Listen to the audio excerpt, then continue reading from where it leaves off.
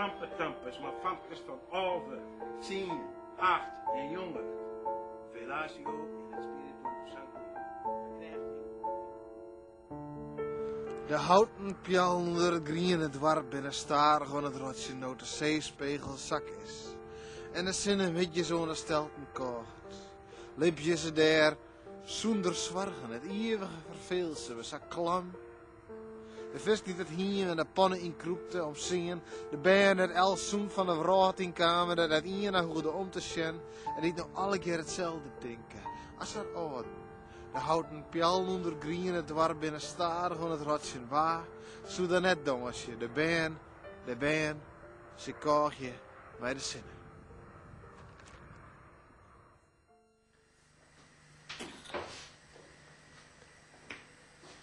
Hoe lang ben je nou hier in Diemen? Zo'n 20 juni, denk ik. Ja. En waarom ben je hierheen gegaan? Omdat ik in Grens ik nog niet wennen. En ik wil wel een kerk zoals je, dus toen... ja. Toen ben ik hierheen gegaan. Waar mag je toen optreden? In Theater Chameleon. En dat is om de derde kostverloren kade van Jeruzalem achter het Vondelpark, vanuit het centrum trouwens. Van mensen als Hans Plomp en Simon Vinkenoog. Ja, zo mooi. Echt, mensen uit de tradities, zeg maar. Ik stouw voedsel door mijn keelgat om mijn oventje te stoken.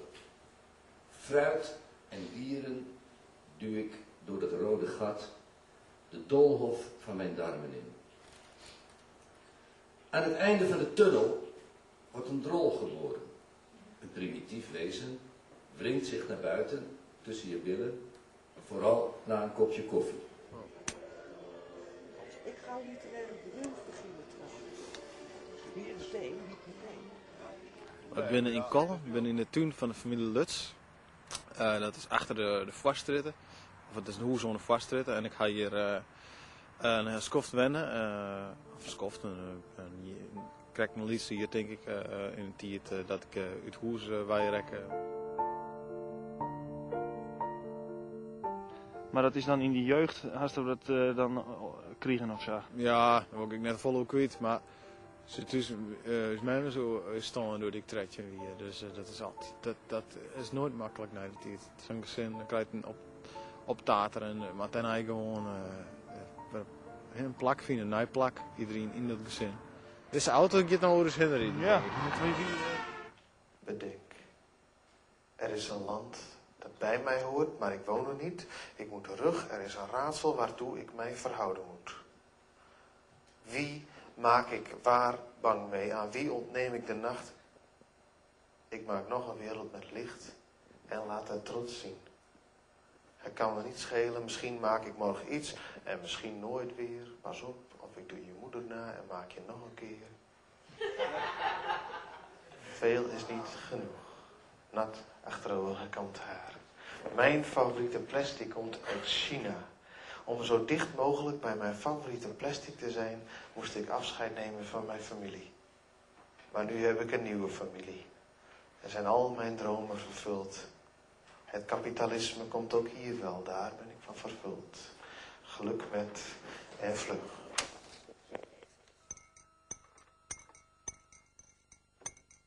Mijn favoriete plastic komt uit China.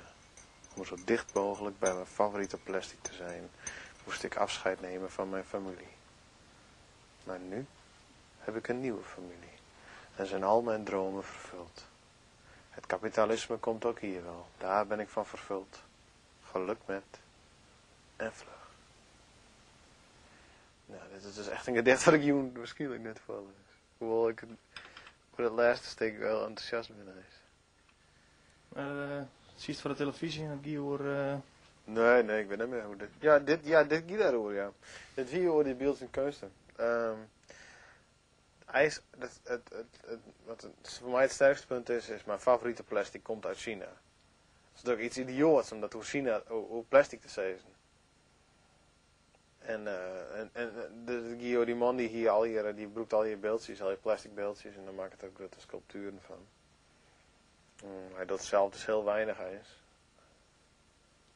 Maar dat zei net dat hij geen kunstenaar is. Maar toen bedacht ik mij dat er misschien wel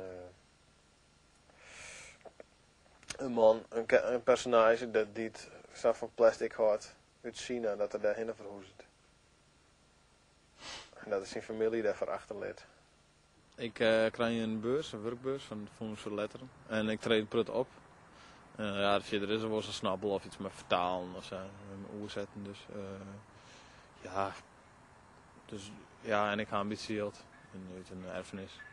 Waar ik dan van Roem kom. Gas dat al vastlakend. Elk wut dat ik bij die del is, ohne groen en voor die voeten, is een witte volle. Het koude gas daaronder krijgt meer, krijgt wien voor de mannen, het leidt een dij. Nou wacht je op de zinnen. En hoorn voor de moelen. En hoorn voor de grap. Wacht je op hoe het krijgt meer gas, laak het. Schut me on, kom oerijn, laak het. Elk wordt wier, wordt laak het, blied. Als een bed dat nog net opmaken is. Laak het, krijgt meer ten glad. Krijgt meer ten blied, laak het gas met de hoorn op de moelen. En elk wordt dat ik misschien beseft bij die del is of het nije gas. En voor die jure voeten is een witte volle dat laak het. En leidt je zo. Ja, het is wel gefragmenteerd zo nou. Het is net van A tot Z. Maar gisteren was al lezen. Het is een oren van. Het is een fragmentarisch geheel, zeg maar. Om maar een paradox te broeken. Dat is het eigenlijk. Het is net. Het binnen net heel van elkaar lasting in de dingen. Of zo. Het is net zo dat ik je ergens iets bij pakken en zoals wij pakken naast de koor zetten en zoiets van. Hartstikke idee. Nou ja, tussen alles is er verbonden. Dus vanuit dat vertrouwen werk ik meer. Bijna erop minder die. Eindelijk. Hij is leest de laatste dagen. Hier Het wordt zelfs iets. naad is pleet. Magnetisch veld. Afleidend hier overreed. Oh, kom mee, shit. Dat mij een stuk van de balans is. Brilliant. Kom er maar bij met de microfoon. Applaus voor het